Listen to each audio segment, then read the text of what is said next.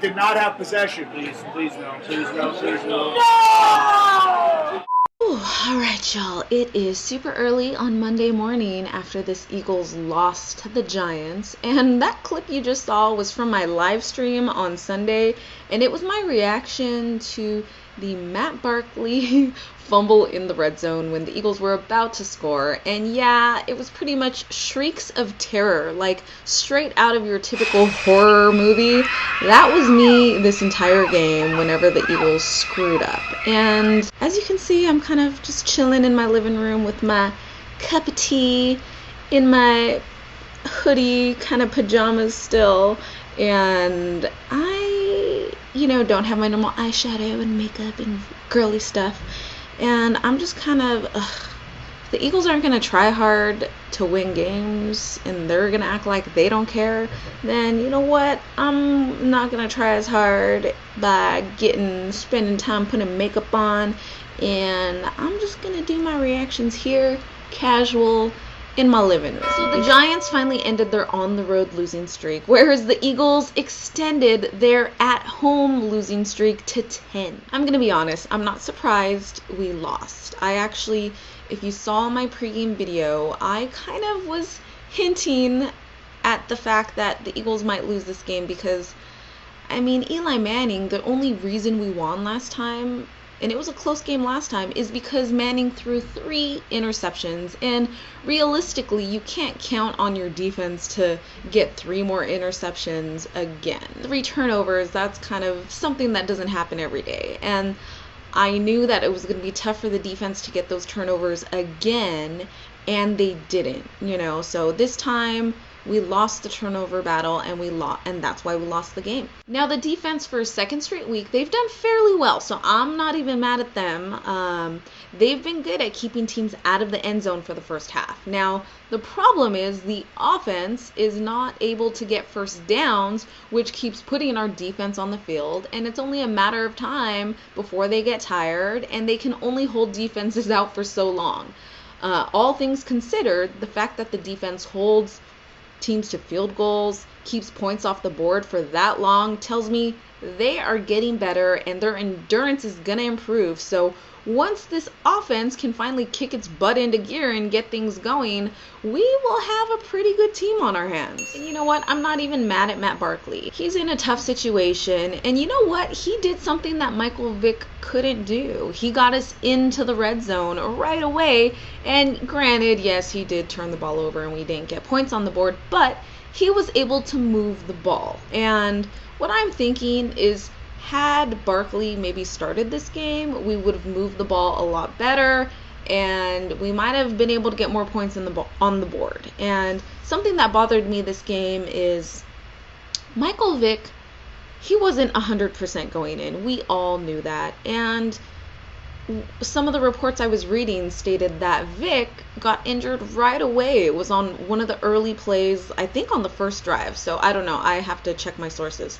But he got injured early on, and it was very noticeable that he was not playing well. And at that point, when he re-injured, he should have just been out. He should have just sucked it up, said, hey, I'm not, for the benefit of the team, take himself out of the game. Don't try and play through that, because all it ended up doing was he was forcing himself to play through the injury, and he couldn't do a thing. He couldn't even get us past the 50-yard line. He couldn't move the ball at all. He kept putting our defense on the field, which, they're eventually going to get tired. And then when he finally gets off the field, he sits on the bench and sulks. Like, they kept showing the close-ups of him, and he's like, just sitting there completely apathetic, looking unmotivated, and does not look like the leader that he's supposed to be as the starting quarterback. That's something that kind of bothers me about Vic, is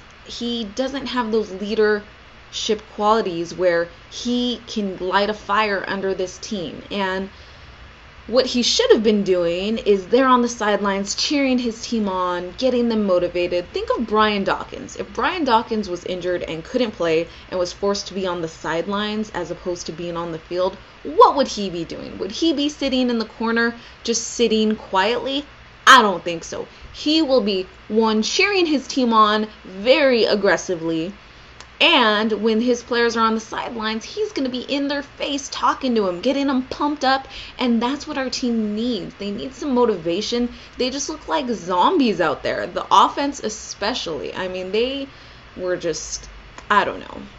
I'm having flashbacks of last season, and I can't go through that torture again. So it's clear that there's no leadership, and this offense looks lost. And to be honest with you guys, I'd actually prefer if Tootsie's making that loud noise with her collar. But yeah. Mr. Jingle Toots. Come here, Toots. Can you just sit and be quiet? Okay. Okay, say hi. Say hi. Okay. So, I've introduced Tootsie to the show. All right. Now Friley wants to come in with his jingle collar. It's too early for this guy. There's no leadership on this offense, and it just looks lost. And you know what? To be honest, I'd actually prefer for Chip Kelly to commit to starting Barkley next week against the Raiders, allowing Barkley to get the reps with the ones. And you know what? I think we'll be able to see an improvement from him, and at least we know he can move the ball. The problem is we have to get him more comfortable out there to make quicker reads and to stop turning the ball over.